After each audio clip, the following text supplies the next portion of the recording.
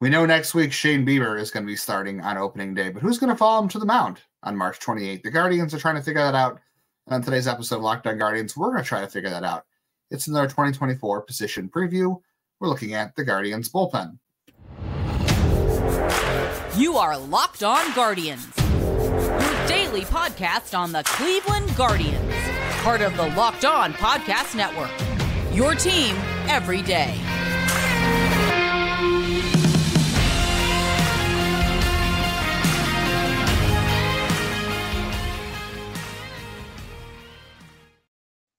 Hello, everyone, and welcome to the show. Today's episode is brought to you by Game Time. Download the Game Time app, create an account, use the code Locked On for $20 off your first purchase. This will be an interesting one with the bullpen. Before introductions, this is not, I know people say I get into too many arguments. This is an argument I just want to explain. I had people ask a question why Bazana gets a pass for not facing competition this year and Condon isn't, based on yesterday's mock draft episode. I'll recommend listening to both parts. I really went deep on the college class. I guess, spoiler alert, I went 2 college bats and then a prep arm in the second round. I went that deep. But the reason that Bazana gets a pass is he did it in the Cape. It's the same story as Chase DeLauter. Chase DeLauter was, it's eerily similar, right? Like DeLauter was awful against Parker Messick and Hubart, and then he got hurt at the start of his year after dominating the Cape, and Bazana was great on the Cape and then got dominated by Hagen Smith, but has, outside of that, been playing well, where Condon's Cape data wasn't great. So that's just to explain that. It's not to argue, but to talk about why that's there. Now that we've done that, let's talk about relievers on the Cape. I'm kidding. Real quickly, we'll talk about Shane Bieber making his 5th opening day start for the Guardians. It's 6 or 5, actually. It's 5. It's 5. He's tied. He's tied with Kluber, and I just told us this data like on Monday's show. It's it's Bob Feller has made 7, and Stan Kovaleski made 6. So Bieber will probably not get to tie Kovaleski. No, but he's tied with Kluber and CC. Yeah. Like I said the other day, we'll wait for Tanner Bybee to break that record, of course. Speaking of their pitcher news, let's really quick get this out of the way. We have some good news to report on a couple of pitchers, it looks like. Gavin Williams resumed weighted ball work on Monday and threw out to 60 feet symptom-free. So he's still going to start the year on the injured list, but at least he's back throwing the ball and not reporting any pain. So he's back to weighted ball work. He's throwing. That's all good news. And then Sam Hentges is participating in non-throwing workouts before return to a throwing program. So that sounds like a good thing, honestly. We'll take good news where we can get it, because even Xavier Curry right now is just recovering from the viral illness that keeps, and then Ben Lively had a viral illness too. Just keeps going around. It's there's something not great going on. Someone needs to just take a bleach everything, bleach it all. A hazmat suit, bleach, and just get a fire hose and let's bleach that place.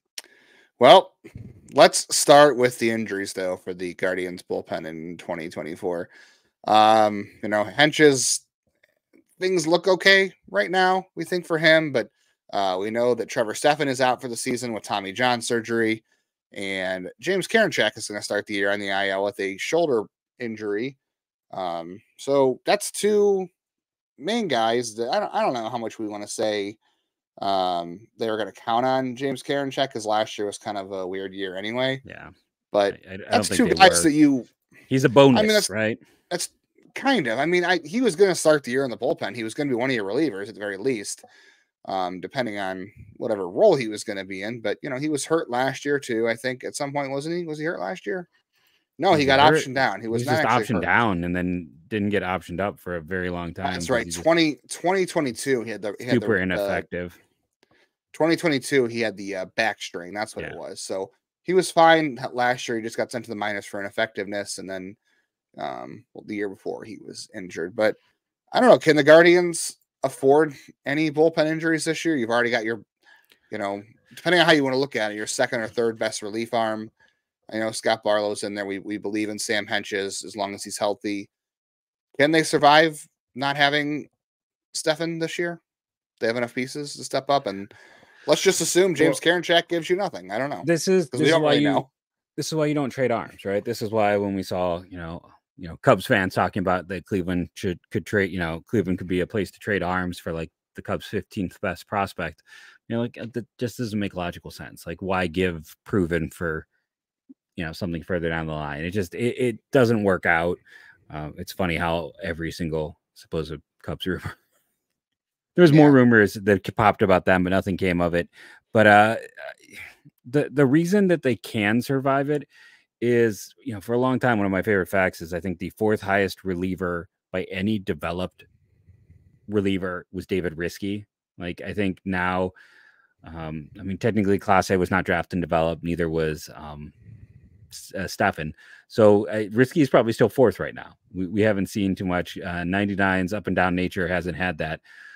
So we're still waiting for this team that has really struggled to develop relievers. There's been a better pipeline, but Hentges is hopefully turning that around. And, you know, we're going to see Walters at some point. I do feel like we'll see him this year. We'll see Aleman at some point this year. They have the horses. Hopefully guys will stay healthy and will continue to grow. I think that's been our other big problem.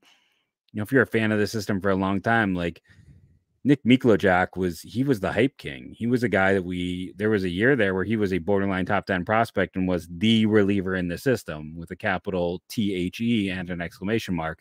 And even before his injury, he had struggled for a year and a half.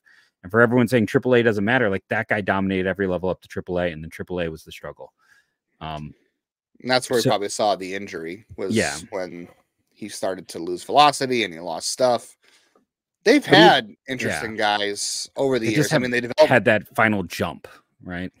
Yeah, they developed Cody Allen internally. You know, they greatest reliever in franchise history. Yeah, they liked him enough to draft him twice.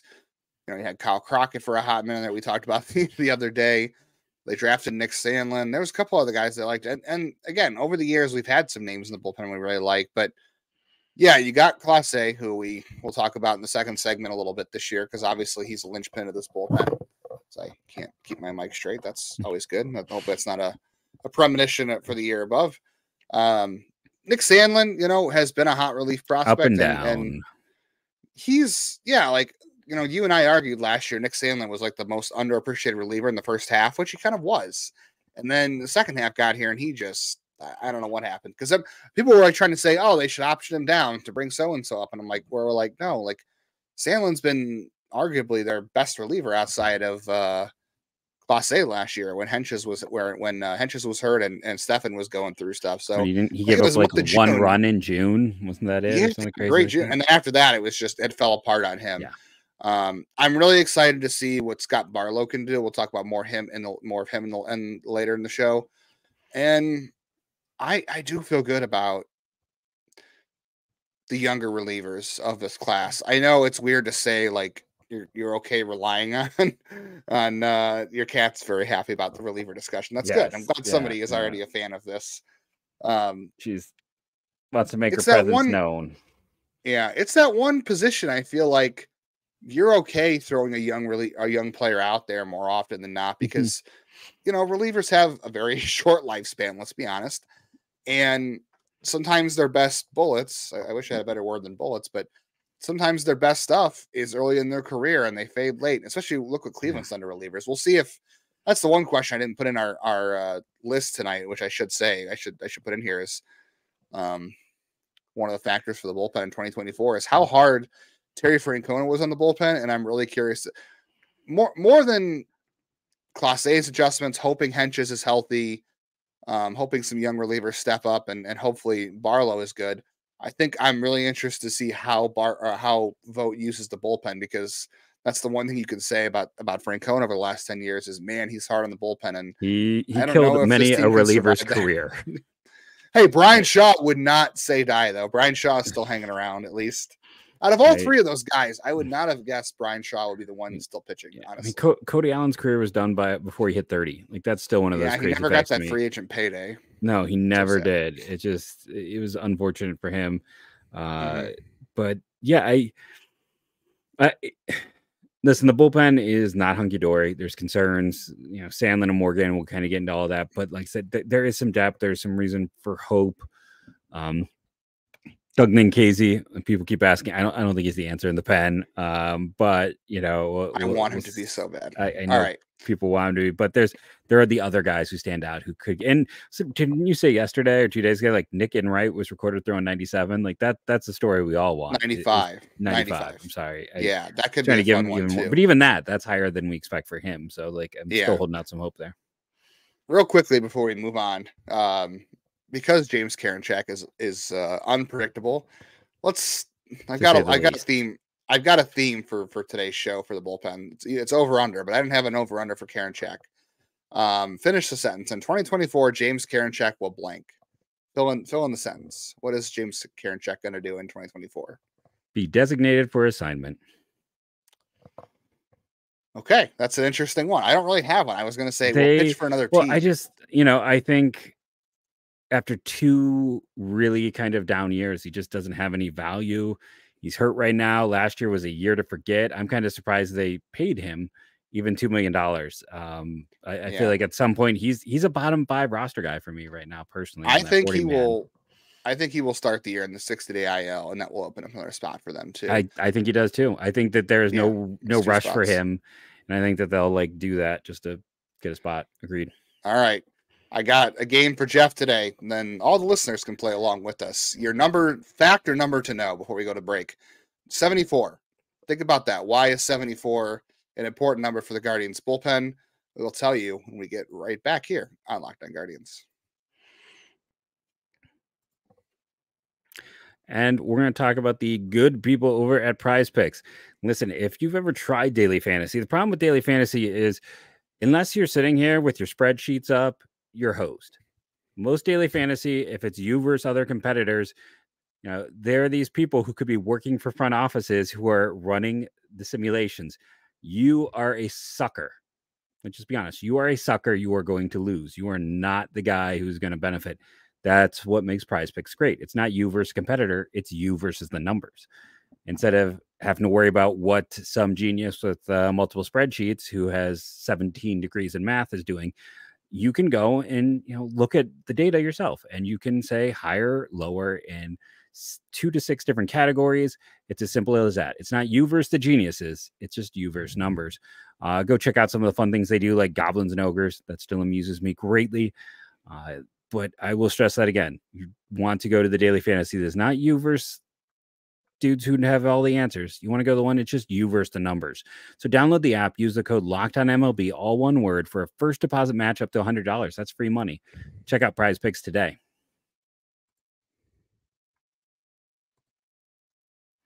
That is a appropriate sponsor for today with what we're talking about, because the fact to know is 74. And why is that important? So we're going to talk about Emmanuel Clase.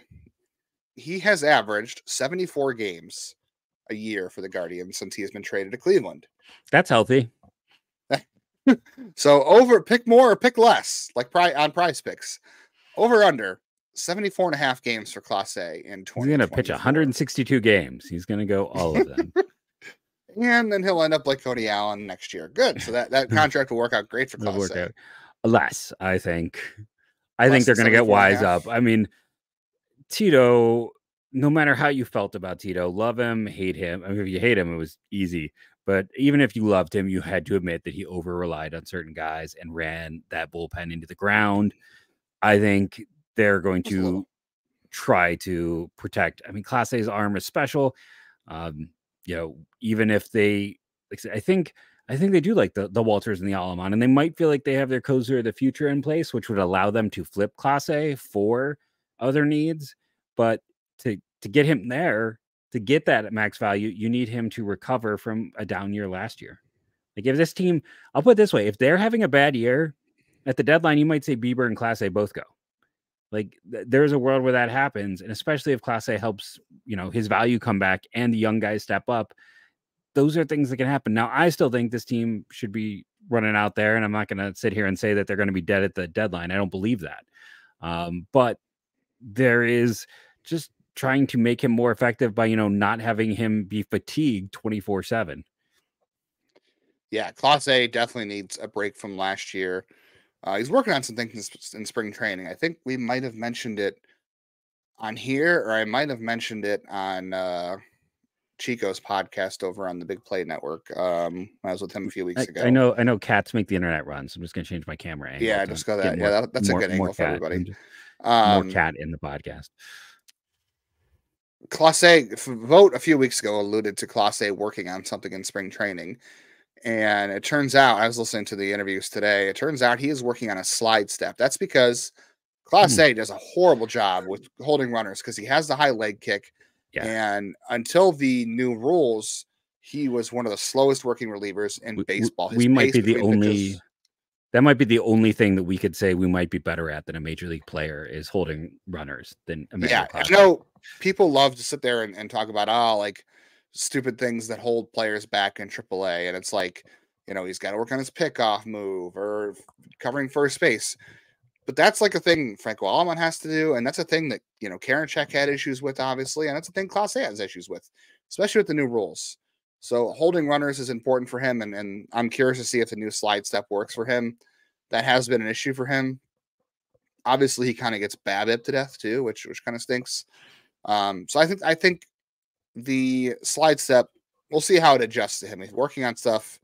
You never know how it's going to play in games. I assume he's doing it in spring training, so he has an idea. But it'll be a big step for him if the slide step works. No pun intended. If that works, I think we get a more consistent Clase. And if he's holding runners on, that might help him out of blown saves. Speaking of blown saves, Jeff, we'll continue with the over-under theme. Last year, Clase, 11 of them led baseball in blown saves. He also led the league in saves too. So over-under in 2024 for Clase, 11.5 blown saves. Under. That is a hard number to get to.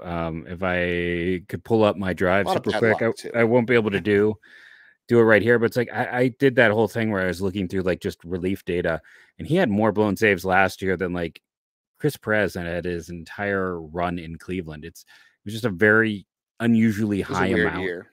It's I wish I could quickly find that document, but unfortunately I can't. But yeah, he blew a lot. We talked, you mentioned it. A lot of it was kind of unlucky to a degree. He had, bad batted ball data, not batted ball data, but just kind of that bad luck data. So we'll have to see what happens. But I think it's going to be hard to get back up to. Oh, there we go. Finally found it. So blown saves. He has 20 blown saves. He had 12 last year. I'm sorry, not 11. Yeah. 12 last year. And if you look at like the only two pitchers in Cleveland history had more blown saves were Doug Jones and Cody Allen. Cody Allen had 23 in his time here. Like it's just a weird high amount. And you're going to get Cody Allen hated on again because I like Cody Allen gets really underappreciated in Cleveland. He is for his time. I mean, Cody Allen's. I mean, is this? Clase had 9 blown saves his first 2 years in Cleveland. Yeah. He had 12, so he blew more saves last year than he blew his first 2 years in Cleveland. I think it'll be hard to get to that number again for sure. All right. So the big question, really, you mentioned it before: will Daniel Clase finish 2024 in a Cleveland uniform? I still think he's going to be there. I don't think there's a trade out there. I know relievers are super hot at the deadline, and he is. It's just hard to get a great contract, and he's good. I don't think they'll get the deal they're looking for at the deadline. And I don't think this is the year to do it. I think there's still enough left in his contract. There's still enough around the core of this team for a reason to keep him for another run. I think that maybe they'll get the offer they like at the deadline, but because the teams in contention who are desperate for relief help. I mean, I don't know. The Padres apparently still have players left to trade at this point, but so I guess and here's my want him back. I looked at our everyday Bruce who talks about this stuff all the time, and there it's like, here's the issue: a team that's trading for Clase isn't giving up major league talent. You're getting prospects. Exactly. I don't know how much they want something, because and Cleveland's going to want major league talent. And it makes it an impossible needle to thread because no team. Okay, so the Phillies are interested in him. They have nothing to give up. From the system or the major league team. And it's like you go around baseball, teams need outfielders. It's not a deep pool. So you try to find that match, and there aren't great matches, and teams aren't going to give up everyday bats for a reliever. Like, that's just unfortunately the situation. Yeah. All right. We got some more relievers to talk about. We got a couple more guys in the pen we want to get to. We'll talk about some prospects to know. We'll see if we can mention a few draft prospects to know. But the number to know for next segment is, there's two numbers this time, 224, 2.224, and 5.65.60, I guess is the better way to put it. Those are the two numbers to know. Let's see if Jeff knows why those are numbers to know for our next segment. You want to see Emmanuel Clase not blow some saves in 2024. The Guardians' first pitch is next week against Oakland. They come home. I wouldn't recommend going to any app really to get opening day tickets. You can try. If you're a last minute ticket buyer, maybe Game Time is the place to do this. I am not going to opening day this year. It's the first time in a long time for me that I'm not going because of the eclipse. Now people are coming to my hometown, which is insane to me, but if you're one of those people who wants to maybe think about going to the home opener the last minute on April, is it April 8th? It is April 8th. See, I don't even know. Maybe you don't know what the opening day is either, but you can check out the Game Time app for that upcoming event and other ones for last minute tickets, flash deals, zone deals, easy to find for every type of event. Even if it's not a Guardians game, if it's other games, you can go there too. And they have the Game Time guarantee, which means you'll always get the best price. If you can find tickets in the same section and row for less, they're going to credit you 110% of the difference, not just all the money, 110%. So take the guesswork out of buying tickets with Game Time. Download the Game Time app, create an account. Here's our code if you're a new customer. Locked on for $20 off that first purchase. Terms apply, but again, create that account if you're a new customer. Redeem our code Locked On, LOCKEDON, for $20 off your first purchase on Game Time. Download Game Time today. Last minute tickets, lowest prices, guaranteed. All right, Jeff, I said our numbers to know for this segment are 224 or 2.24 and 5.60. Any idea why those numbers are significant? If you'd asked 227, I would have gotten it, but 224, I don't have you there. That would be Eli Morgan's second half ERA. So 2.24 is Eli Morgan's first half ERA for his career as a reliever. So we discount on 2021 because he was a starter. And then his second half ERA for his career is 5.60. So we know Eli Morgan loves the first half. Second half, no good to him. So Eli Morgan, over under in 2024. Second half ERA, over or under 5. Does he get his ERA under 5 in the second half in 2024? I want to say yes. I've always been a believer in the guy. When they drafted him in the 8th round, I was like, put him in the pen and get him to the big leagues in 2 to 3 years. Like, I always liked his potential. Is it just bad luck? But I mean, at the same time, it feels like one of those situations. Like, why am I expecting a change? Like, data doesn't necessarily change, but why is it first half, second half with him? I don't know. I'm gonna say over. I'm gonna say he's gonna stay over. I'm gonna say that this is just one of those weird things. He is a first half.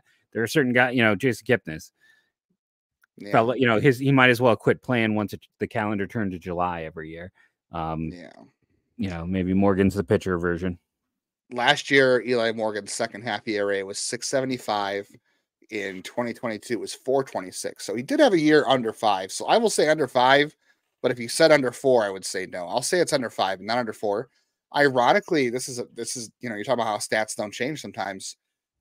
Teams have slugged 464 against Eli Morgan in the second half, both years, 2022 and 2023, 464. That is a very not so great consistency. All right.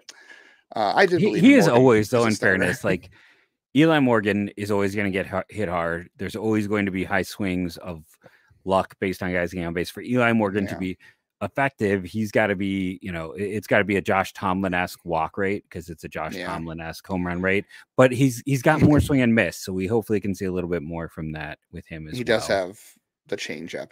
All right, Scott Barlow last year between Kansas City and San Diego had what appears to be 16 save chances between the two teams after he got traded. We talked about Clase needing a bit of a reduction in workload. So over under 15.5 save opportunities for Scott Barlow in 2024, especially I would have said Trevor Stephan would take those and they'd split the two, but now you're relying a lot on Scott Barlow. So does he get more save opportunities than 15.5? I'm going to say under, just because I don't think he's going to get opportunities. I think it's going to be a lot more maybe in closer games and situations where he's coming in. I don't know if he's necessarily going to get these straight up save opportunities. And I don't know, like, I guess I'd have to go look like how many opportunities like Trevor Stephan legit had a year ago. But I feel like there's just going to be, he's going to get a lot, but I feel that a lot of what's going to happen is him pulling from some of the other innings that Clase would get. Innings for sure, hopefully. But I expect Barlow to be the main setup guy most of the year. Yeah. I'll take under on that because he only had 7 holds last year, but that all came with San Diego, which he was much better with San Diego. The other question, does Scott Barlow finish? Kansas City. Yeah, and that's why if you're watching on YouTube, I have the numbers on the bottom line. His numbers with Kansas City were horrible, and his numbers with San Diego were great. No shock. So I expect a big year from him. Does he finish 2024 in Cleveland with Clase? No. Oh, they flip Barlow at the deadline, so that probably means they're out of it. Well, I don't even know if they're necessarily out of it. If ever, let's say you get Hentges back healthy, let's say some of the other guys are pushing their way up. Barlow isn't Clase, right? Like there's a world where you can flip a Barlow for a guy who's got a year and a half who could help you where they have depth. Like there's a world where you can get that. Barlow, in a weird way, because he's not as valuable, might be easier to get major league talent because you're not shooting the moon. You're not aiming for high level talent. You're aiming for an upgrade. And I think there's a world where you can be like, okay, the rookies have proven themselves. Hentges is perfectly fine. Clase has returned to normal. This is a luxury and it's an expiring contract. I think that's a great way to look at it because I think the next thing we're going to talk about is who forces their way into high leverage situations. And I think it could be some of those rookies, and that could make Barlow expendable even in a playoff race. Although it's hard to subtract bullpen guys in a playoff race and still be good. So I think it's going to be tricky if they do that. You'd have to have multiple of these guys step up. So who is your high leverage emerging pitcher this year for the Guardians? Is it Nick Sandlin? Is it Eli Morgan, his great second half ERA? Is it Tim Herron? Is it Cade Smith? Is it somebody else who forces their way into high leverage situations for you? I think it's Andrew Walters. I do think he's going to get up this year. I really believe in him. I thought he would be up this year for whatever team drafted him. He's a really, really good pitcher, and the stuff is there, and everyone who sees him comes away impressed with what he has. And it's not just that he has a fantastic pitch and a solid secondary pitch. It's the command and the control. And he's not necessarily a finished project, but he's pretty darn close to one. Like he could have been drafted, I want to say in 2021, or maybe even was drafted and decided to go back. A la Brandon Sproat. He is a guy who is, I don't know if I want to say older, but is a guy who doesn't have a whole lot left to prove. And I think he is the number one reliever in system. I think I put him above Aleman from the start. Mm-hmm. And we know he's likely to start in Double-A. Cleveland said they're going to challenge him in a way they don't normally challenge first-year pitchers. So that is telling for sure what they think of him and where he can end the year. I'll still say Tim Herron, I think, works his way into some leverage opportunities. I think he is. I think he's due for a big year. And you know who wouldn't surprise me either? If this pitch tipping thing ends up turning the other way, if he stops tipping his pitches, and I'm sure I'll trigger one of our everydayers, but Hunter Gaddis Dave Wendell's going to be so mad at you. Dave is so mad at you right now. But I'll say Tim Herron. I agree with you on Walters, but I'll say Tim Herron. Who debuts first, Walters or Aleman? I think we both agree Walters, right? This is quick. They're both going to start in Akron, probably. Yeah, they're probably both going to start in Akron. I think Aleman starts in Akron again too. Yeah, just for depth. All right, he's got to build that availability in. He does. I think Walters is on much fast track. All right, some relief names to know in the system. We talked about Aleman and Walters. Nick Enright, we're really hoping for. He was throwing 95 this spring, which is a little harder for him. He is normally more 91, 94. So if he's sitting 95, I feel good about that. All these bullpen spots that are opening, maybe there is a spot for him there. Eric Sabrowski has some good pitch data. He's a lefty with a high vertical break on the fastball. If Nick Mikolajek and Andrew Misiazek get healthy, there's guys that could have been in the bullpen in years past. I really want to see Misiazek in AAA so I can get more data. Like, he is a guy we talk about Will Dion all the time about, like, he outperforms what he should be able to do. So we want to see that pitch data. Misiazek's the same as a reliever. Yeah. Davis Sharp, I think if they needed a reliever this year and they didn't have the guys we talked about before above him, Sharp would be in line because he throws strikes, has 2 good pitches.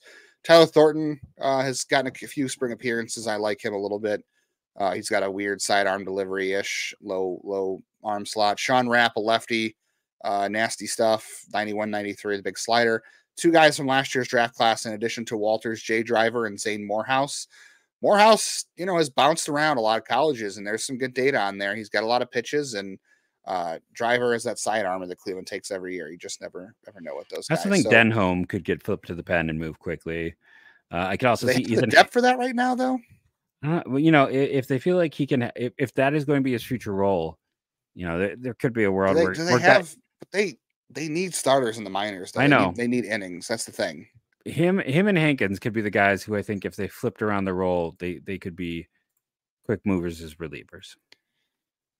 Yeah, I could see that. It just depends on whether or not they actually have the depth to do it in terms of starting pitchers and who's available, because there might be other injuries we don't even know about. Let's be honest. All right, real quickly before we get out of here, draft prospects. Tyson Neighbors, Kansas State, right? I get that right? Yes. Kansas State. He is currently hurt. Dude.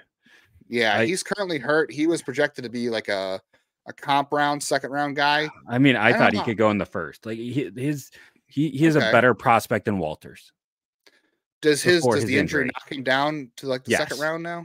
Okay. It could even knock him to the third. Like, he is that guy where if he's sitting there in the third, I would love if Cleveland John. Like, there's so many guys who are hurt right now where that's good. Like, we focus on those early picks, but I'm just gonna say it's like those guys who might be hurt. This team has a history of taking hurt guys. There might be some value more on day 2 with such guys. Yeah. Brandon Neely from Florida has been a reliever. They've taken guys there before. We talked about Aleman. Charlie Belainson, who you picked out from Duke, has good numbers, and then Dartmouth originally. No, Brown. He's the one from Brown, not the one from Dartmouth. Okay, and then Jared Spencer from Indiana State University, Sycamore, up to 97 from the left side. Yep, those are the guys to know. Just like hopefully Justin and I are guys to know. Hopefully you enjoyed the show today. We will, as news occurs, we will have more takes on it. We'll probably get some nows out, so make sure you're joining in. More position previews are coming. Expansion drafts, fun stuff, expansion draft protection thing. Thank you all for watching, listening, rating, and reviewing, downloading. It helps, and go.